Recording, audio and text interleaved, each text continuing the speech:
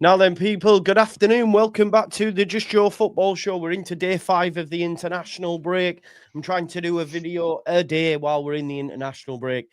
Today, I brought everyone's favourite Italian stallion. It is, of course, Mr. Andrea Russo. There's no one better to talk to than on a lunchtime than Andrea. Nice, chilled chat. Doing bits over on Lockie's channel with the podcast. Make sure you check that out as well. They did an Italian and England 11 just yesterday. I believe it was 11 England players because that's the correct answer. But, you wish yeah, that, I do wish. To be fair, the Italians are used to winning. We are not used to winning. That's one thing I'll say. So fair play. Andrea, how are you, mate? You good? Good, man. Good. Yeah. It's good at times, to have a little break, international break, think about the national teams. I know that people are, bored because it's not club football, but, at times, even at the club, it's good to have, reset, isn't it? Yeah, reset, time for training, for details, recovering the players that have injuries, so it's good to have these breaks from my point of view. What do you make to next year? I don't know if you're aware. From next year, there's not going to be 3 international breaks. There's only going to be 2. So there's going to be one in September. No, sorry. One in September, October. So that's going to be 16 days and there'll be 4 games. And then obviously there'll be the one in November. Do you think that's better for the league so we get more games of football played early doors? Yeah, it's better for the leagues, but also for the national team in point of view, because in the end, it's really difficult. Gattuso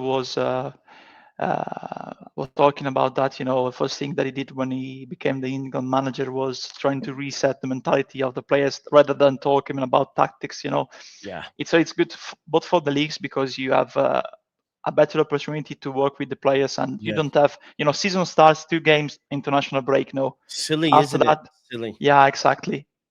And starting from next year, you have the opportunity to really have a long run of games without international breaks. So if a club is on a good run, in a good form, on a good run, that can continue because these breaks, they're beneficial, like I said, because of injuries, details, recovering players.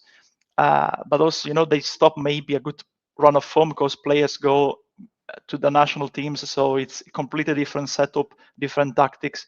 I think it's better.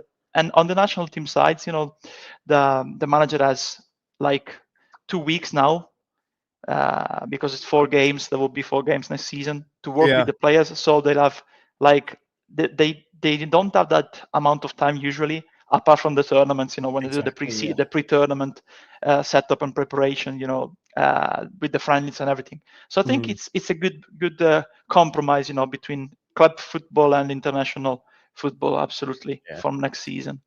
Did you see England wallop Wales last night? No, I didn't. I watched the live feed with all the other games. Saw Scotland winning against Greece, Greece Ferguson. Greece.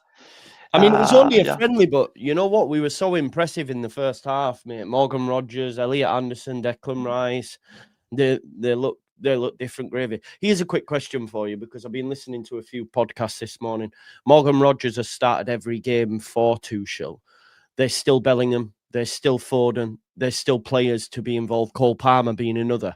Do you see a world in which Morgan Rogers starts the first game in the World Cup, or do you think he's just holding that place for someone like Bellingham, Palmer, Foden?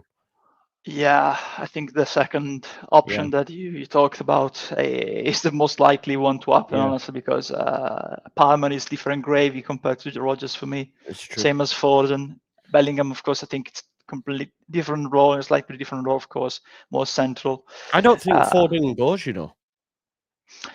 I don't know, honestly, because it's peculiar with Foden, honestly, because he's a player that goes absolutely insane talent for me in terms of technique, reading the game, vision. But at times he goes like ghosting in the season. When Man City are going bad, he plays bad. When Man City are playing well, he plays well. So it's not that game changer that even when you're playing bad, you see Foden shining. You say, oh, they're playing bad, but at least they have Foden. For example, Chelsea played bad a lot in the last 3 seasons. But Cole Palmer was still amazing. So with Foden, he's like that. Even with England, he had tournaments when he was brilliant. but in other games, crucial games, he ghosted. So it's not continuous in terms with England. Even at club football, I think there's players like Palmer that are performing better than him, honestly. And Rodgers, is more sharp, more 1v1, more physical. So I think Tuchel, looking at what he did with Chelsea, especially, he likes physical players more. He likes a physical squad. Absolutely, I think Rodgers has a chance to go to the World Cup. 80%, I will say. Yeah, I think so. But yeah, because it's quite interesting. Ruben Loftus-Cheek played his first game off the bench since 2018. So, he's brought him back into the fold, and obviously he's that big physical presence, right? Exactly. Yeah, good player. I did like him when he played for England previously. Moving on then, let's talk some Leeds United. Actually, no, before we do, how's Italy getting on under Gattuso? Have you played yet? You know what's going down? Tomorrow it's crucial game, because playing away at Estonia, and with the cold, the winter already arrived there. Winter is coming, already come. But yeah, we need to win and hope that Norway doesn't pick up the 3 points against Israel tomorrow, because they play at 6. We play at 8:45 Central European time, of course. So it would be like 5 in the UK with the Norway-Israel game, and 7:45 for our game. I think he, at least similar to Tuchel, he brought a different mentality. He brought some principle. Tuchel brought tactical principles, maybe not mentality-wise, because I know I keep hearing people saying, "Oh, England is boring," but watching England is boring. But at least it's trying changed to. Though. It's changed over the last few games. Yeah, it has. It's changing. But at the start, they kept saying it's boring watching England. But just he was like trying Southgate to. initially, it was just like Southgate. Exactly. But now we're scoring goals and playing well. Yeah, he was trying to. It takes time to get the players used to a new system, especially to new manager. And I think Gattuso did the right thing. He arrived and said, "I don't care about tactics. You will play like 4-2-3-1 or 4-4-2, and more typical formation. But I want to change the mentality, because the team looks deflated, looks without mentality, and that's exactly what he did. Now it looks like a real group of players with no egos." No granted work call-ups. If you don't play, if you don't perform, you won't be called up. And I think it's good, because you nurture competition, you nurture the privilege of wearing the shirt, especially.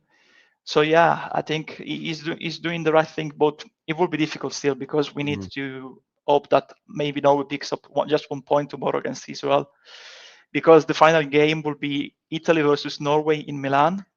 And if we win and we are 3 points behind them, because we have 1 game less than them, we will be paired with them. But they have absolutely better goal difference than us, because they battered Moldova.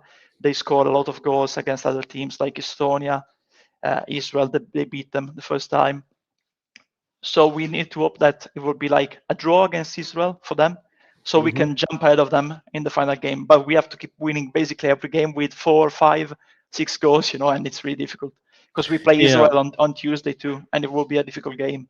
Yeah, I think if you want passion and you want, pride to wear the shirt, you couldn't ask for a better manager than Gattuso, really. Yeah, absolutely. He definitely embodied that on the pitch, didn't he? For Milan and obviously for Italy as well. Always a player I liked. Helen says, "I'm loving Lockie and Andrea podcast. P.S. I hate the international break." Thanks. England win the World Cup or Leeds stay up? Your choice. It'd be Leeds stay up for me. I remember for me, it's pretty obvious for me. Yeah. I remember once causing a stir by saying I'd rather England win the World Cup than Leeds win the Championship, and I still stand by that. The Championship's nothing, but Premier League totally different. So I would rather we stayed up than in my lifetime. Andrea's had the opportunity to see this. I'd love my nation to win something major. You've seen the World Cup and the Euros, bro, right? Yeah, I still remember vividly, when we won the World Cup. I was 10, was in Minorca, the tiny island next to Mallorca. And I had a German living in the apartment in this residence above us, and we beat them in the semi-final. So when the final penalty from Grosso went in, I was like in the garden, yeah. And I remember this German pissed off so much because it was their home tournament too. We knocked them out 2-0 away in Dortmund. That still gave me chill. That the goal from Del Piero Grosso. That's nothing like it, like seeing your nation winning the World Cup and then the Euros. So be really blessed. Yeah, To see no, them, exactly. to see The whole both, country, yeah, coming together. Hopefully, it'll happen in my lifetime. I always just Hopefully. that World Cup team. I just always the image I remember is just Cannavaro, with the World Cup, the bald head. You know what I mean? What a player he was. Won the Ballon d'Or too. Exactly. That season, Yeah. Last defender, I think too. Last defender. Yeah, I think the only defender, right? I think still is that right? Yeah, I think won it. likely maybe Maldini, I think, but I don't think. I don't think so. I think Honestly, Cannavaro. Yeah, Cannavaro the only one.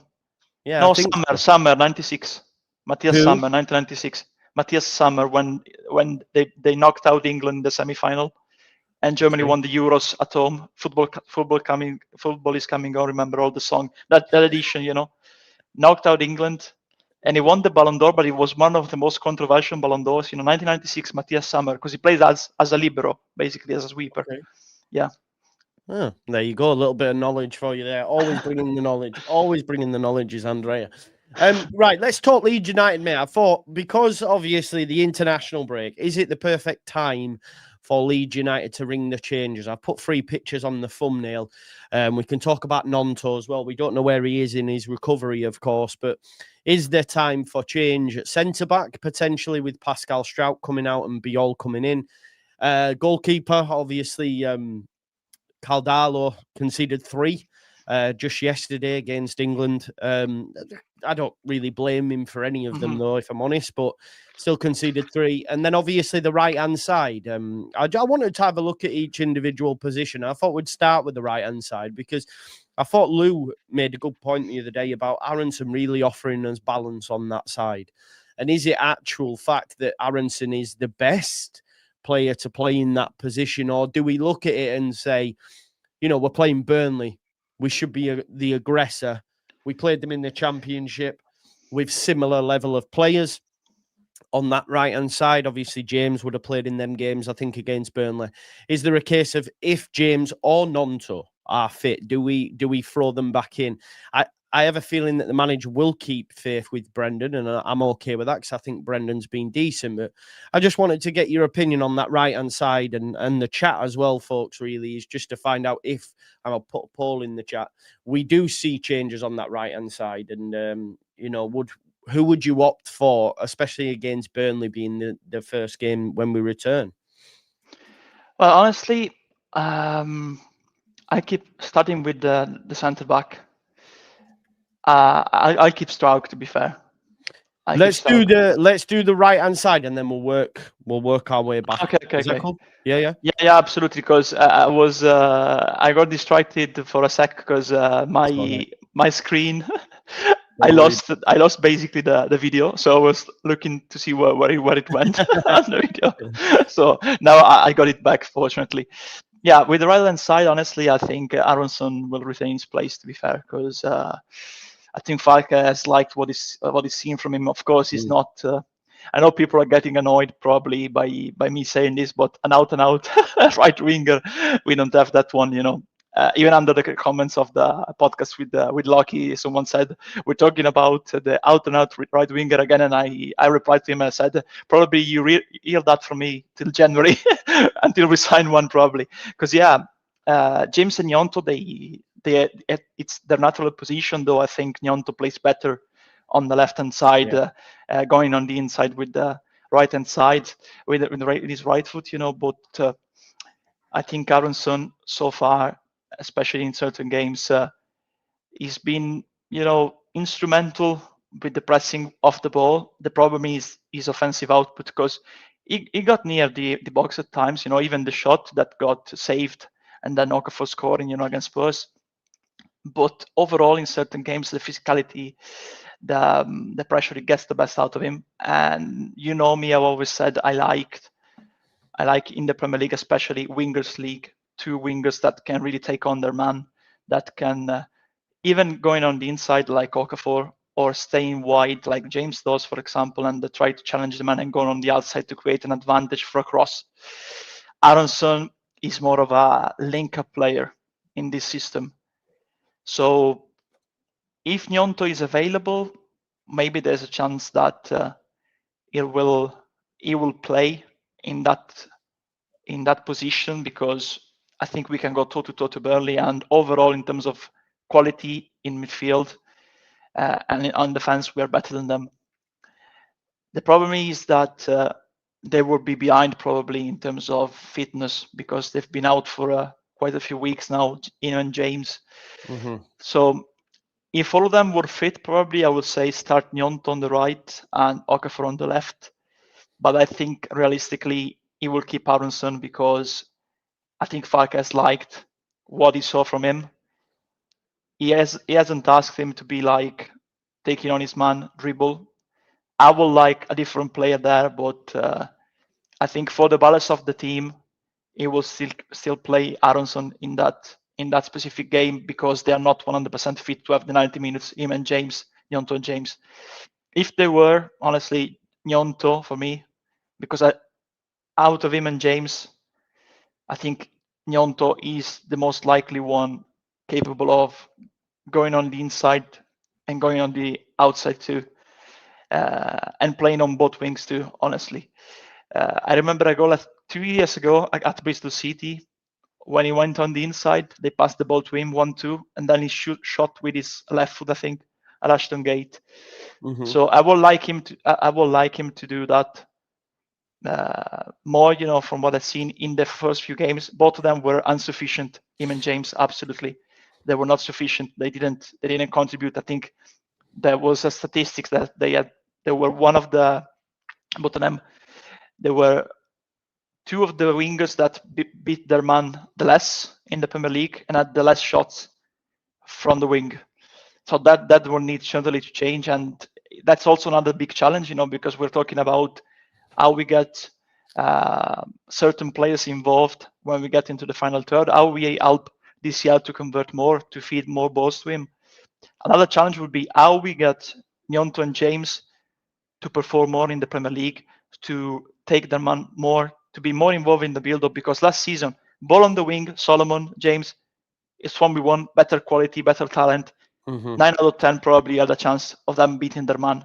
Premier League is a different beast, so you need to do other things rather than, apart from just taking your man 1v1. If you're blocked, you need to find other solution, like going on the inside, trying to move in the final third, and they are very static in that regard. I would like, for example, to be more involved in the middle, to move more, giving less references, less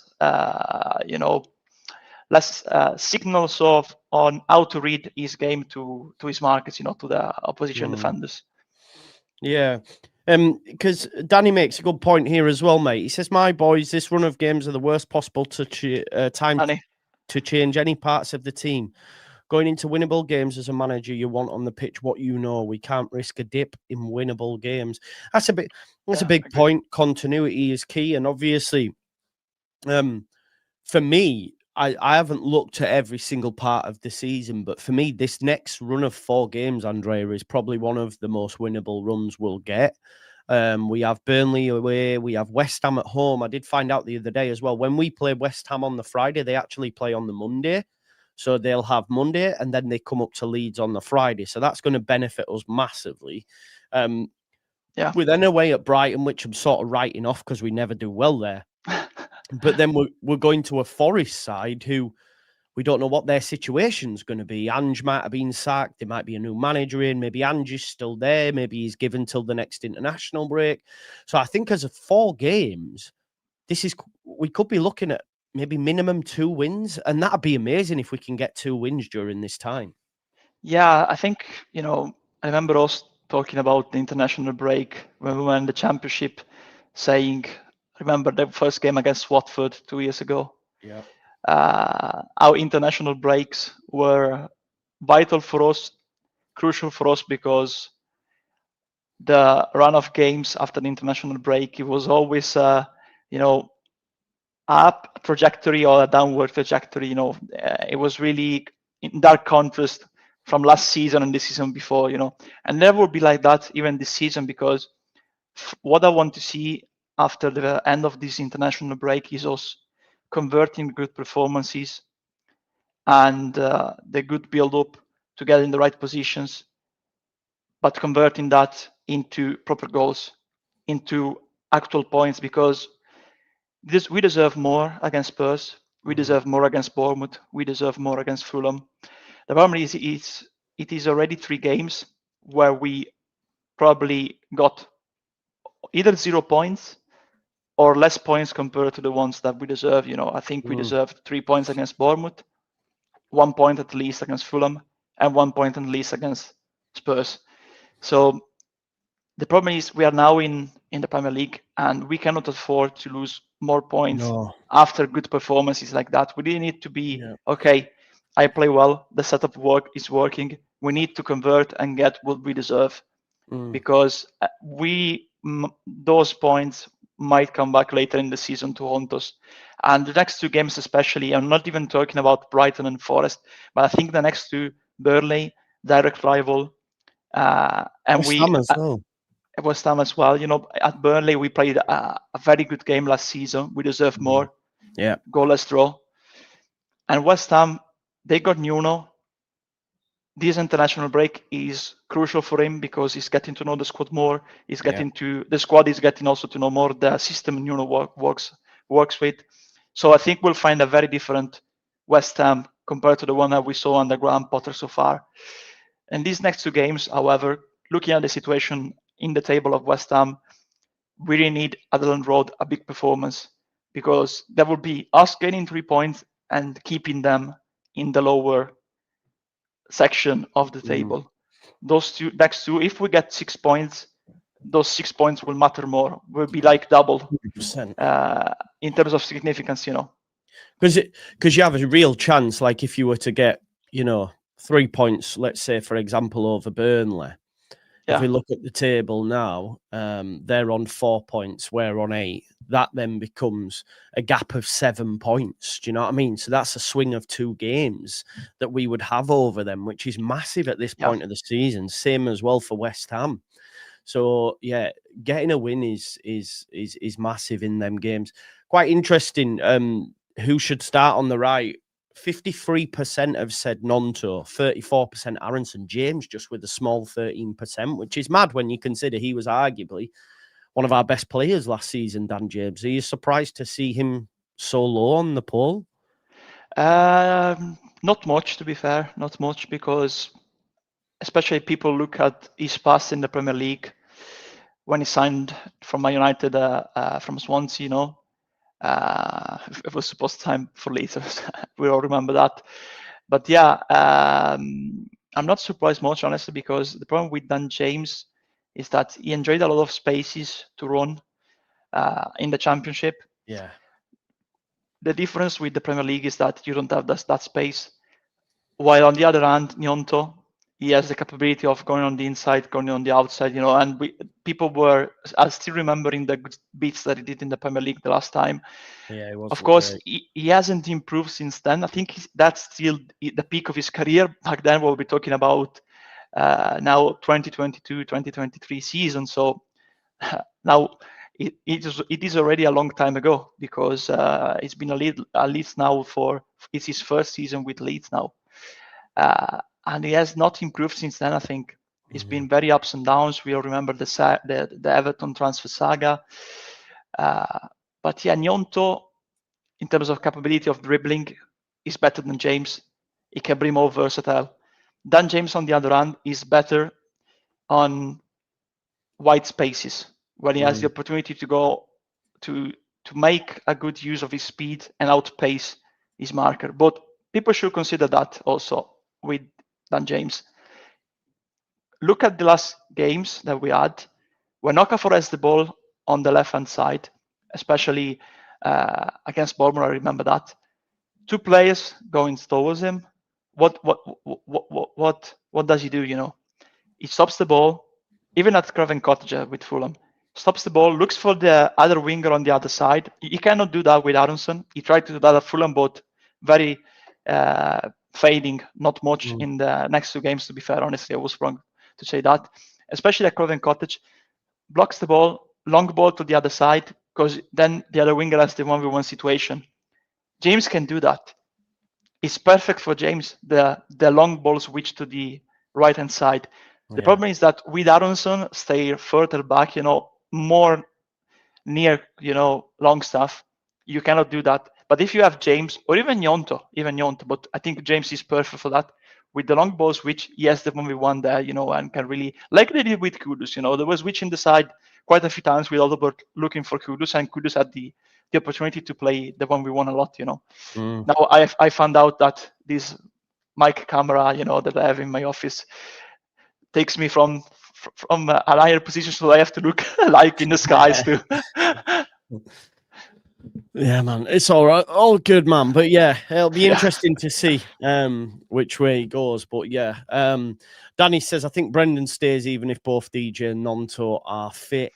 Only thing with the right wing, we have moaned about Gnonto not being as good for seasons now. So is he actually the answer? I think I sort of tend to agree with you, Luke. I do think he's maybe potentially overgassed, and it's always there's someone better available that's on the bench that's going to sort it all out, and then when it actually happens, we go, no. Yeah, and let's be clear, man. Honestly, I think we all know the answer. We can all agree on the answer. The answer was getting a top right winger on the market. 100%. Yeah, that was the answer. To be fair. Yeah, it definitely was, mate. Had we have Farke asked for one. Farke asked for many one.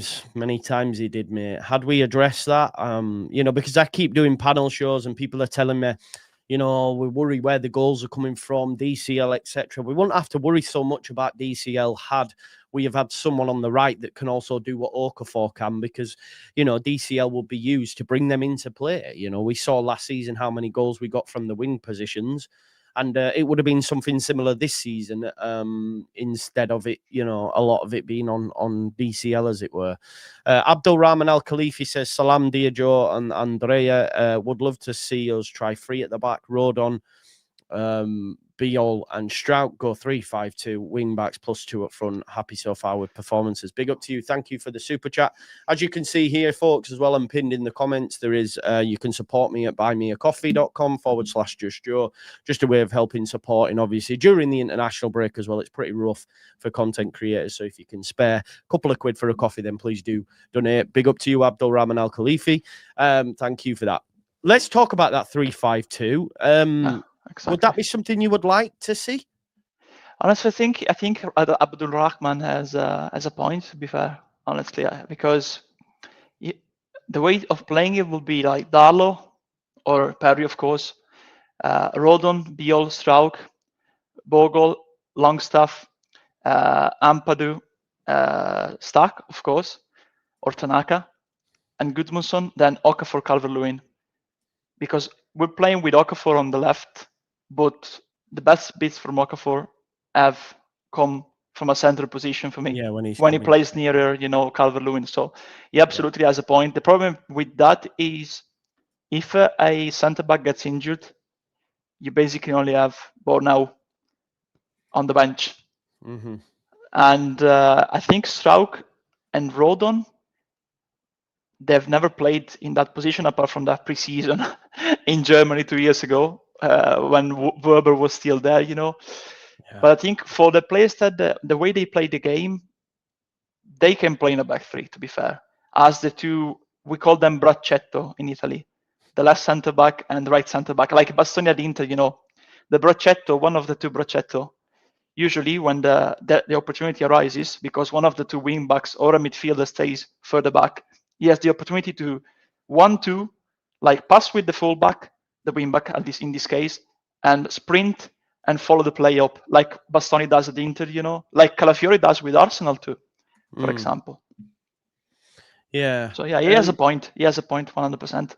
It would be something I'd like to see at some point, depending on who that opposition is. I think it was Jer made a good point previously of like what would have been, a good idea, say, against Bournemouth was potentially taking off a striker and putting on a centre-back partnership, as it were.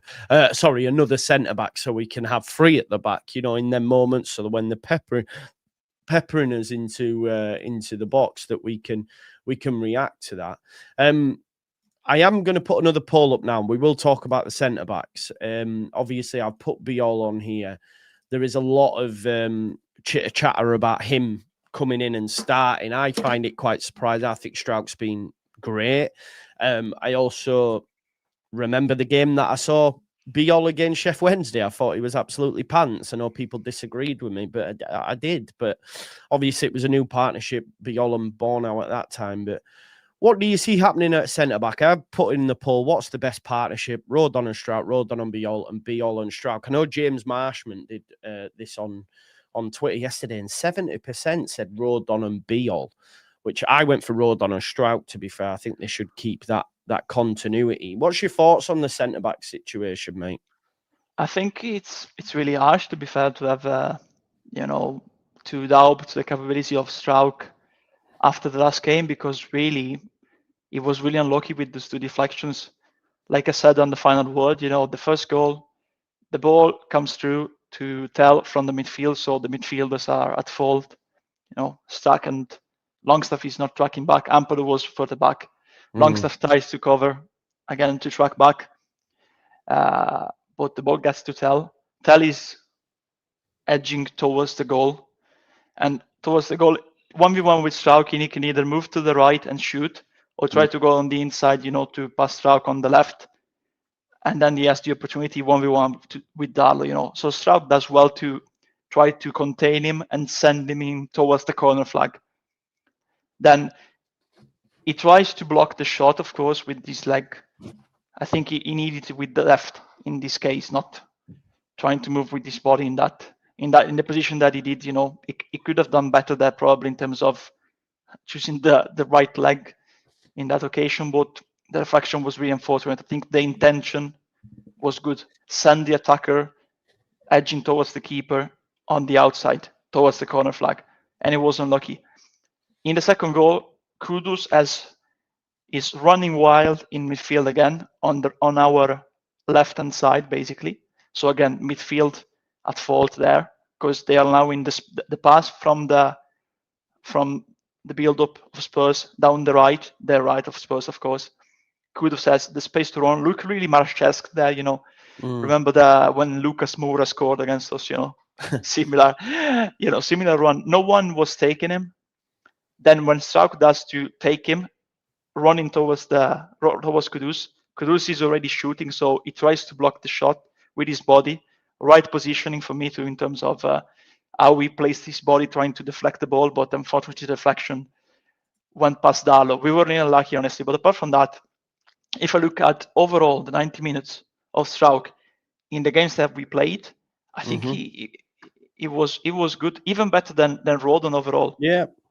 In the reading of the game, Rodon was better in terms of running, covering the ball, of course, set pieces. Yeah, it's been monumental. I've read even for Wells yesterday. I don't know. You watched the game. Yeah, he was one of the better players. Yeah, definitely. Absolutely. But Struijk, is different because we've seen that Farke wants to play ideally. Of course, if he needs to, he will adapt. He wants to play with a player more technical, capable of moving, more versatile, more movable, like Struijk, a ball-playing defender, and a ball-carrying defender, more physical, aerial duels, the one that will take on the main striker of the opposition in Rodon, Do you think, because obviously you'll have seen a lot of Beol, we expect Struijk to carry the ball, to progress the ball, to play balls forward into the midfield areas. We know he can do that well. Can Beol do that to his level? That's the question, isn't it? I almost feel Beol's just more of a last line of defense type defender. Maybe I'm wrong. I don't know enough about him, but can you tell me, can he do that? What Struijk does? Well, he can do that absolutely in terms of ball distribution, but absolutely the pace and the rhythm of moving the ball is completely different. Because remember that at Udinese, he always played in a back three. He's playing in a back four with Slovenia, of course. But from the last result, especially in the last international break before this one, I think they all look shaky down there, the Slovenian defenders, And Nick, I think, the guy from Slovenian football, can Yeah, tell us yeah, more. yeah. Remember when you had him on the show. Yeah. But yeah, he did that. He enjoyed a lot of the ball because you know that apart from Atalanta, now Roma, because Gasperini moved there aren't Como with Fabregas. There aren't much Italian clubs that do I pressing. That's the main difference. So the defenders usually in Italy enjoy the possession a lot.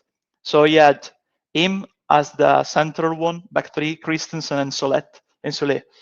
So he had a lot of timing of timing to think about what he needed to do with the ball to distribute the ball. Is absolutely different with in the Premier League. So my main worry would be is him adapting to the different pace and intensity in the Premier League.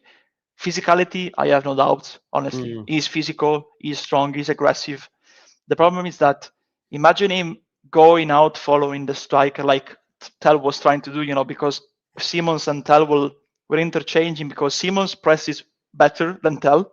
So Yeah. Tell was going more towards the ball. You get the ball to Tell, try to a centre back follows him.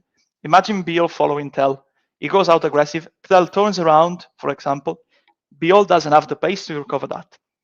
That's my main worry. I've seen that in Italy. He is a strong old style defender in that sense. Very good with his feet because he's technical. He even started his career playing as a defensive midfielder, but because of his pace, it's why he was moved to the centre back position. Good technique, but also the timing for me. Of course, we've seen against Sheffield Wednesday, one game, just one game.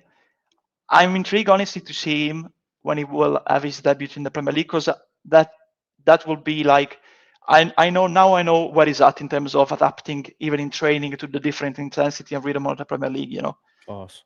But I remember you asking me, would you have signed him? I told you I would have signed Thomas Christensen from Udinese. His centre back partner, and now apparently AC Milan want him in January from Udinese. So yeah, I think that was our guy. But I like Beol, but the intensity, it will really be the biggest challenge for him, honestly. For me, yeah. Big test for him for sure. What's the best partnership? 55% say Rodon and Strout, which I'm quite surprised. That means my audience know more than the cranks on X, because like I say, 75% said Rodon and Beol previously.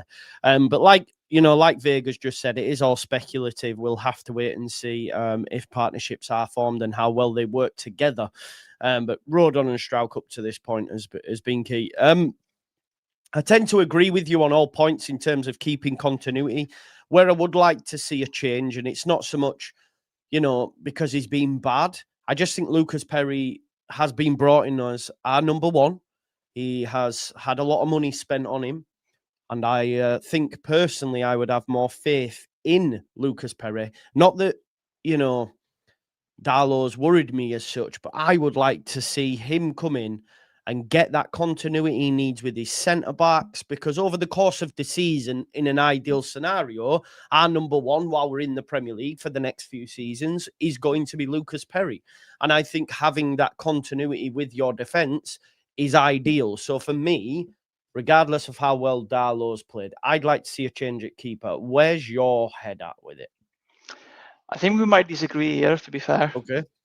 But I tend to agree with you because you reason like a proper director of football there. Let me say that, honestly, because we spend the money. He has a long contract. He would be a number one. Darlow is out of contract next summer. So yeah, that was a very good point that a director of football will make, with the manager, like, play him because we signed him for big money. He's going to be a number one. At one point, he will need to gain his confidence and gain minutes in his legs, and then we will have the chance to proper assess him, because in the first few games he looks shaky. He looks, especially ball distribution. Even especially at Arsenal, he could have done better in certain goals. But if I think purely on the performances, honestly, I think Darlow is working better with the current defense, and I will keep him because he has the trust of the defenders. He talks with the defenders. He has the experience in the Premier League. But if I take the performances point out of the window and I try to think as a club official, in the recruitment team, in the technical director area, of the club, your point makes absolutely 100% sense. He's gonna be here for long, for a long term, because of his contract. So you can try to play Perry give Perry a run. If he's bad, that finally you have a very good backup in Darlow. And it's a testament to Darlow, honestly, the fact that there is even a debate about who you want to play, would you play as a number one? Because I remember the fan base going in meltdown every time Darlow was mentioned in the past few seasons, saying, but remember how he played against Salford City. Yeah. But yeah, testament to me, honestly. To be honest, in the cup against Sheff Wednesday this season, he had a nightmare, didn't he? Dropped the clanger. He dropped the clanger there as well, which wasn't great. He's improved, though. He recovered that. Yes, he's been great the last couple of games. Yeah. He has been really, really good, mate, if I'm being totally honest. So I think it is harsh, but for me, I just think you've bought Perry for a reason. We spent this money on him, and for me, we need to be using him. And he needs the game time. He needs continuity with his back four. So let's get him that, because I don't think, for what it's worth, Beol will come in, and I think we've got a really good settled back four with Bogle, with Goodmanson. I'm hearing a lot of praise, actually. I watch a lot of football podcasts, and they've been really gassing up our fullbacks, and they are very good, and I'm happy with them. And the centre-back partnership for me has been solid. I don't know if you're aware, but in terms of big chances conceded, we're actually 4th in the league for big chances conceded. Now, when you consider how many big chances we'd have conceded at fucking Arsenal, because we actually conceded 5 goals. You've had we've played Newcastle, we've played Everton, we've played Spurs. It's a good group of teams we've played, and to say we're 4th in goals conceded. Do you want to? Can you translate this? Yeah, he's asking me basically if I ever run in the Palio of Siena, which is an historical horse race tournament, basically held in the town of Siena in Tuscany since the Middle Ages, twice every year. But I'm not a how's the name? How do you call the gambler? No, not a gambler. The one riding the horse. It's not the cavaliers. The jockey. Exactly, jockey. I'm not a jockey. Yeah, I've watched it, honestly. Yeah. It's very good. It's entertaining. You're too tall to be a jockey, Andre. You're too tall to be a jockey. Yeah, exactly. Exactly, but it's like, it's like the Man United against Leeds. There's like 12, 13. Every neighborhood in Siena has, since the Middle Ages, is colors, basically, his team. Right. So they absolutely hate each other, some of them. It's like, for example, Beeston against Stolbeck, basically, something like that, Pontefract against, let's say, Harrogate, North Yorkshire, something like that. They absolutely hate each other, and when they win that race, it is held in this big square, the main square in Siena. So there's the horse track going around, and the people in the middle, and in all the palaces, the historical palaces, watching. And when a Contrada, that is the name, one team of a neighborhood wins, all the people from that neighborhood invade the horse track, And at times they're like, for the next year, they're like, yes, we won the race, kind of thing. Exactly. They celebrate, they provoke the opposition. It's mental. You need to watch some videos, because there's even fist fights, breaking out, Yeah. Can you imagine, like, the whole villagers are like, which horse have we got this year? I've been growing this horse, man, and everyone's like, come on. Yeah. It's great, to be fair, but No, I was laughing. I was laughing earlier, because I was thinking about the fact that your point, which and I agree with that. On Perry, we spent a lot of money on Perry. He should play. People are gonna use that for Beol now. Because you spent 15, and then they will say, it's different position, in the end. So you can afford to experiment in this case, because we have 2 very good goalkeepers. Because Perry is good he looked shaky in the first games, but at Lyon it was very, very good. Even got That's what I mean. around the Brazil squad, in terms of rumors of a call up, but Yeah. I don't think that happened. But he has a chance, World Cup he will play. He will want to play even as a second choice, third choice, Definitely. Di Siena. Let's see. Listen, what I did just want to bring this graphic up that was on, and obviously big chances conceded, just 9 for Leeds United. Sunderland up there as well. If you compare that with, say, Burnley, who've had 20 big chances. Now, admittedly, Burnley have had a really tough start. Obviously, they've played Liverpool, they've played City. They're expected to concede a lot of chances during that time. But it's good to see that Leeds are mixing it with teams who notoriously have good defences. Arsenal, this isn't just I know it's a small sample size, but it's interesting that the teams that have good defences are the teams that are at the top. Arsenal, Newcastle, very good defences over the course of a season. City, because of how good they are and how well they keep possession. Tottenham under Thomas Frank have been exceptional defensively. So it's really good to see that we're up there, right? Absolutely, and there's also another thing that is interesting me in looking at this table. Arsenal, Mikel Arteta, Newcastle, Eddie Howe, Bournemouth, and Andoni Iraola, Man City, Guardiola, Sunderland, Lebris, Tottenham, Thomas Frank. All of them are offensive-minded managers. Yeah. Even Farke is an offensive-minded manager. Now football is changing. It looks like that. Like usually, I remember Zeman at Roma or Lazio. He had this philosophy. Zdeněk Zeman, a well-known coach, manager from Czech, he said, "I don't care how many goals I concede, unless because I want to win. I want to score 1 goal more than the opponents." But right now you see that defenders, especially the fullbacks, in all of this team, they know very well how to attack, but they are also very good defenders. Yes, yeah. And that's the difference. That's why they're making the difference, all of them. Even Sunderland, smart signings for the system. Yeah. If you get the right players for how you want to play, like Goodmanson, perfect for us, because he can attack very well, but he can also defend very well because of his body type, very physical. And Bogle, he gets high up the pitch. Rodon helps him, because when he gets beat, Rodon is always very often near him, behind him. So it's very good. All of them basically have this have similarity. All of this system basically, even the way they play with the formations. 100%.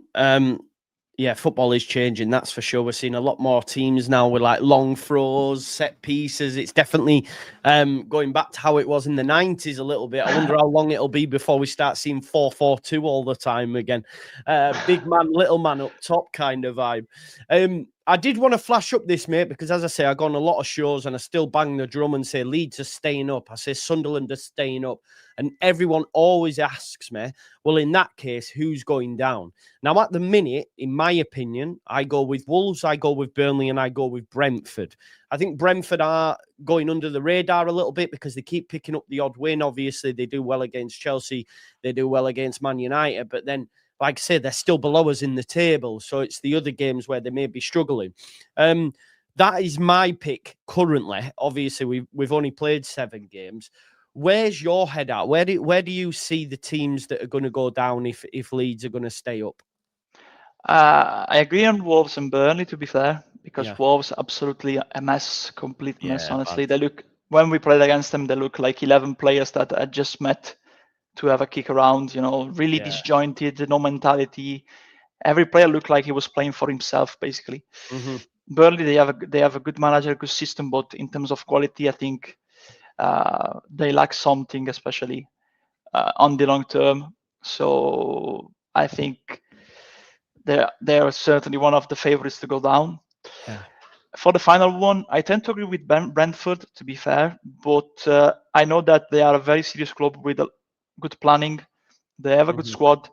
So if they need to, they will change the manager and bring in a top manager, to be fair. So 2 clubs that can risk for me because of the decisions that the decision that they made with Marinakis. And I think Nottingham Forest, to be fair, honestly, they can risk because when you think you are too big, Yes, When I've you are been down saying there, this. it's different to revert to that mentality of a relegation battle. And even Fulham, honestly, I know that Marco Silva was, there were discussion They've got about him. away with a few Fulham, like they got away with the win against us. They haven't been great. They were good against Chelsea, but obviously lose that game. But they got walloped by Bournemouth, beat by Villa. Villa have been poor as well to start with. So you're right. And They might on the risk, Forest thing, on the Forest thing, I've been saying this, like they're going to end up with a third manager. It's a matter of time before Angie's sacked, right? So they're going to end up with a third manager. So they've gone from this counter-attacking defensive style to this open, expansive style. Where do they go next? Somewhere in between? Do they go back to the Nuno style under a different manager? And like you said, the players then are trying to adjust to that. They brought in a lot of players like Cali Mwendo, Bakwa, these players that probably thought we're going to be competing for Europe, etc. They could end up being in trouble, right? Yeah, absolutely. Absolutely. I think the decision by Marinakis, I know we all know of the personal relationship between. I remember that it was Marinaki because he owns Olympiacos too, that at the Greek Football Awards. He created an award for him. Yeah, for big Ange, how do you call him in England? Ange. Yeah, because Angelos Postecoglou, I think he's so Ange. Yeah. He created an award. He awarded that to him. He made it up. He made it up, basically. But you know what? If they sack Ange, I think they might take. Honestly, Ten Hag is available now. I think they might go for Ten Hag. Honestly, who? Forest. Go for who? Erik Ten Hag. Oh, Ten Hag, yeah? Yeah. I think he might go for him. It was rumored, there were rumors about him taking over at apparently 20. Okay. His Beol club, the club he supported, asked him to take over, but he said no because obviously he wants to aim for other clubs. Off that, isn't it? Yeah, it's absolutely. Yeah. But Forest, the pay is good. They have a good budget. They have spent a lot. So there's absolutely a squad to turn this season around in Europe and locally. But they need to be honestly focused, because we all remember when Newcastle went down in 2016. They had Wijnaldum, Mitrovic, Ayoze Perez, Sissoko, all those players. But those players who arrived to play to bring Newcastle to Europe, they weren't ready mentally for a relegation battle, and they managed to. Eventually, they got relegated that season, 2015, 2016. Yeah, no, it's very true, man. It is. Be interesting to see how it goes there. It's all good. And I think what else as well, Andre, because the newly promoted teams are doing so well, a lot more teams will panic this season and make changes, whereas last season and the season before, they were allowed to relax because the newly promoted teams were that far behind, whereas this season, they know they're going to have to act. Carl Berry says, big up to you both. Thank you, Carl. Kershaw asks, with two vital games coming up, which will be Burnley and West Ham. Do you feel we need to win them both? Is there any worries for you, lads? Tough Christmas round the corner and all that. Before Andrea comes in, I don't think we need to win them both. As long as we can maybe get 4 points, that'd be great. Even if we only get 3, that'd be okay. But if we won them both 6, that would be amazing, I guess I'd like the Burnley win to come first, because if we lost to Burnley and then beat that week leading up to West Ham will be brutal, but then we could beat West Ham at home, you know what I mean? And then it'll be like 3 points in 2 games. It's not bad. I'm not worried, no. Look, we've won a game in the last 4. If we can continue doing that, we'll be all right. And the Burnley game, it's a huge occasion for them as well. Like, it's going to be, there's so much riding on that game. There's a lot of pressure for Burnley as well. If I'm honest, I probably could see us drawing that and then beating West Ham at home. But yeah, I'm not worried yet, mate. I'll start to get worried when it's looking like we're not going to win games. And at the minute, we're in every game, so we're competitive. What about you, Andrea? I agree totally. I think 4 points would be a good amount of points for these 2 games. Absolutely, 100%. I don't know what to say. You said everything, so I agree. Yeah, I agree okay. with that. I tell you what, then let's just, before we finish up, just because someone's just reminded me, I wanted to get your opinion on this actually. Gerrard's off back to Rangers. 49ers, it hasn't got off to a great start for them. They appointed Russell Martin. He was chased out of the ground by police escort. That's how much they wanted him gone. They've sacked him. They've brought in Gerrard, a return for Steven Gerrard, whose career after Rangers has just got really bad. Obviously, he was poor at Villa. Then he went to Saudi and wasn't great there either. Do you think that's a good appointment for him? How do you see that going for Steven Gerrard and Rangers? Yeah, it's beneficial from both, honestly, because Gerrard needs to get back to Europe, rejuvenate his career after the spell in Saudi and the Villa one, of course. So I think it's a good, sensible appointment, and even an appointment that will calm the fan base, because of course he broke them the 55th title. They still talk about that. So he already knows the place, he knows what's needed, what needs to be sorted out. When they signed him the first time, Rangers was still a club that had recently returned to the top tier in Scotland after the season, after the liquidation, in 2012, 2012, not 2012. So yeah, I think it's a good appointment because it's the place. The squad that he has at his disposal, I think, is worse than the one that he had when he was at Rangers in his first spell.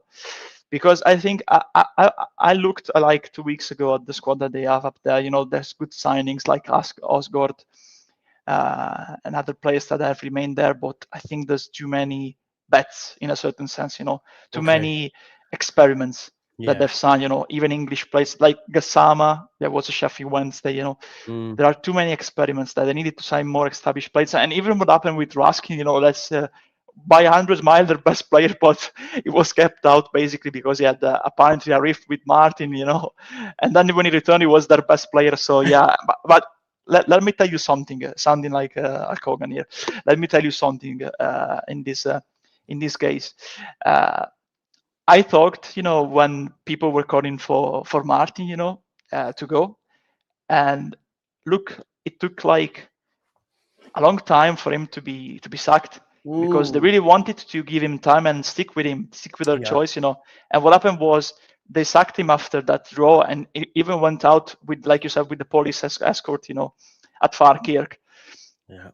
Imagine when people say Farke out, they, even in the darkest times at Rangers, they wanted to stick with Martin because it was their choice, 49ers. Martin should have gone like 2 weeks before. Way before, but it was their appointment, and they said no. We just don't want to throw all the new sporting project out of the window. We still believe in that. He didn't manage to turn around, and eventually they sacked him. But I remember when people say "fuck out," he will be given time in case if we get some bad results. You take positives from it, don't you? Think what? At least we know. Like I say, it makes you wonder. Had he have not had to get a police escort, he might have still even been in the job. I think that was the straw that brought the camel's back. I think they'd have still give him time, if I'm being totally honest. But yeah, I agree with you, mate. What it does show is that the club aren't going to be involved in no knee-jerk reaction where they emotional, emotional. Let's just sack him now. They're going to give the guy time, which is good for me as a Leeds fan, and obviously a Farke fan as well, because I think we end the season with him. It's been a great season. Ultimately, we've stayed up. But Andrea, we will leave it there, my brother. Thank you for giving up your Friday afternoon. Go get some lunch now. Sushi, yeah. Get some sushi down, you man. At least you don't have to cook it. At least you don't. Yeah, exactly. Ready raw.